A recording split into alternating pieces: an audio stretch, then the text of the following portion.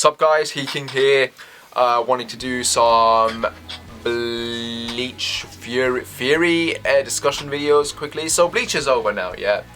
And with its ending we are left with a ton of unanswered questions and the lack of character resolutions and a very rushed ending. So before I start, right, I just want to quickly discuss what the possibilities were in terms of how Bleach was going to end. Let's start with the first and foremost. Kubo said that the 1000 Year Blood arc would be as long as the Aranka arc.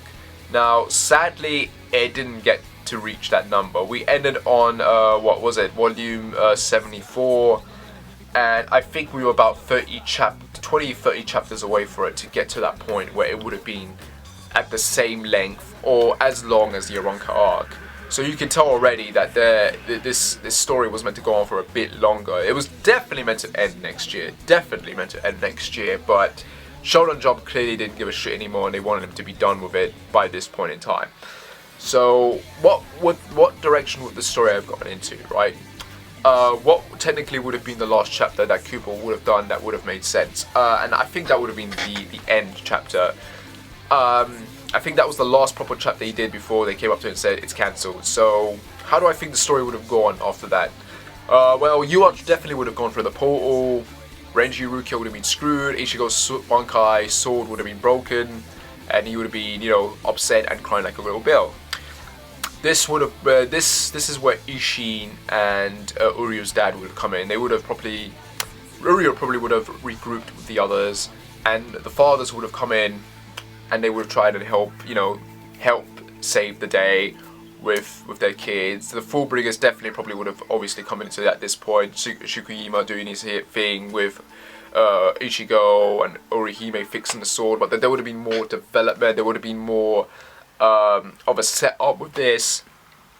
And then of course you had all the other captains. We probably would have seen what happened to the surviving captains, or the ones that were injured. We probably would have had a regroup of everyone coming together, those that survived anyway.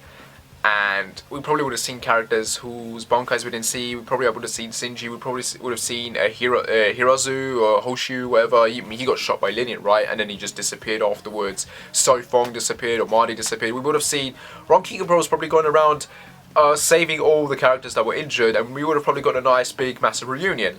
And we would have gotten an explanation as to what that arrow is, maybe a flashback. And then as for Yuach and Aizen, I'm pretty sure, because here's the thing.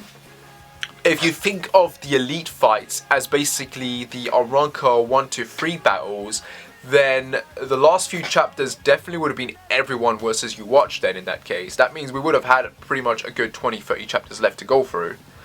And yeah. That's pretty much what the final battle, that would have been the final battle basically. It would have been everyone properly regrouping and heading off to Soul Society to take on Yuach.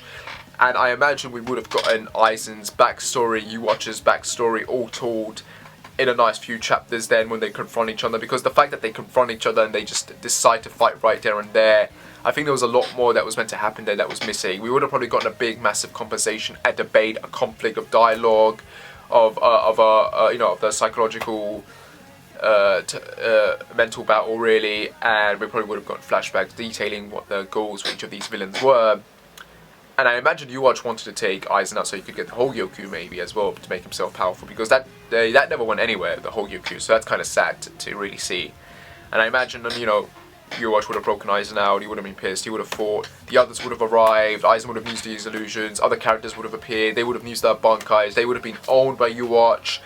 And at the end, Uryu and his dad maybe would have come with the arrow, and that would have been used to weaken Yuach, and Yuach in his weakened state would have decimated the characters that he could, for it to end with, as Urahara said, it's up to you, Kurosaki and Kuchiki. It would have ended with Ichigo and Rukia teaming up with Aizen's help probably to team up and take out Yuach at the end. That's in my opinion how this final fight would have gone. And a lot of things would have been unanswered. Rongiku especially, since Kubo said that he wanted to explain something about Rongiku's soul and how very important in the story. She probably would have played a massive role because she just disappeared. We didn't see what happened to her afterwards. So clearly she was meant to play some sort of role and she didn't appear again, obviously. Again, it was rushed. But yeah, I do think we would have had a good 20-30 chapters left to go. In fact, I'm pretty sure we would have had a good, 30 chapters more to go, because at least at that point it would have been as long as the Iranka arc. So yeah, there was definitely more going on that we didn't get to see, sadly. But that's just my opinion of how it would have ended, or how it would have gone if it wasn't cancelled. Goddamn, Shonen Jump, seriously. As for the unanswered questions, what were the unanswered questions again? Yeah, Aizen's backstory. We didn't really see what his backstory was. In the end, we did get Watch's motivation, but we didn't get anything answered about it. I mean, he was meant to be the son of the Soul King, right? What was the Soul King? What was the purpose of the Soul King? How is Watch his son? Why were the different parts of his bodies gone from him? Like, why was Geralt the heart? Why was Pranita the left hand? Where did the right hand come from? Why was it a deity? Etc, etc. Wasn't Watch meant to be the eyes of the Soul King? So here's my theory about what the Soul King was. I think Watch wasn't technically his son. I think Watch and Pranita and that deity, whatever that was, along with maybe the spiritual essence of Aizen, Ichigo, Zaraki, Urahara, and what was that Sub-Zero member? I think those were all, they all had elements or fragments of the Soul King's soul that he himself probably scattered, don't know why, and these individual characters were formed or created because of that, and they had these abilities or powers. For what reason, I don't know. That's never really explained. Again, something that's never going to be answered properly. Who were the two children that Urahara was taking care of? I mean, that girl, she took out Naranka for Christ's sake, or nearly did, so we'll never get that answered, unfortunately. I always presumed they were soul bots, or whatever you call it, basically like Cone. Oh yeah, what happened to Cone? He just disappeared. I mean, he got those upgrades and then he never served the purpose. So, the Sub-Zero members, I mean, they were meant to be powerful as hell and they got their asses kicked. So there is a lot of unanswered questions, but I think it's important to remember that in the end of the day, I think it's only the basic stuff that should have gotten answered. Not everything. Not everything's ever going to get answered, but it's just sad that we didn't get answers to some of the most important aspects. Like the Soul King should have been the most important thing to answer, and we never got a development of that. The 1,000 year blood war, what happened 1,000 years ago? Why did Yamamoto spare Watch's life? Why didn't he kill him? What happened during that time period? Trying to think what else is missing. Obviously Hannibal still locked up or not in a sex dungeon. I know I keep making those jokes, I'm sorry, but like it really frustrates me. Like we didn't get anything with her. Can't even remember anything else. Like what was that? What else was there? What else was there in Bleach that didn't get answered? I'm trying to think of characters that didn't get. Oh, Gonju and his relationship with Ichigo. I mean, those guys are basically cousins, and Ichigo never finds that out. So it's disappointing we never got a scene with him and Gonju, and Gonju's sister and Ishin as well, and it being revealed that, oh, these are his family, by the way, and it's like, oh shit, damn. Or even a scene with Ishin and Hitsugayu and Rangiku, considering who he was and he was their captain. So we never got that development, we never got that resolution. So more shit that's never gonna be answered, unfortunately.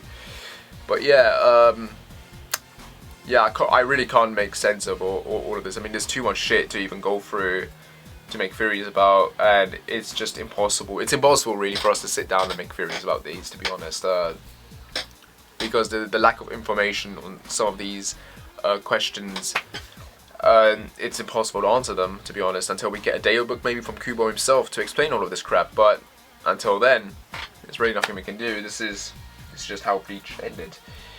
Part of me really wants Kubo to just kind of sit at home and just continue doing Bleach for free and just giving us chapters maybe every few weeks or months and just showing us that this is how I would have done it. Like, at least that way we can get some sort of conclusion, a proper conclusion, compared to the rushed conclusion that we ended up getting anyway.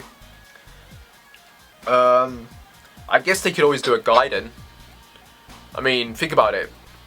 A 10 chapter Gaiden, Not like Naruto, where it was like a story, no.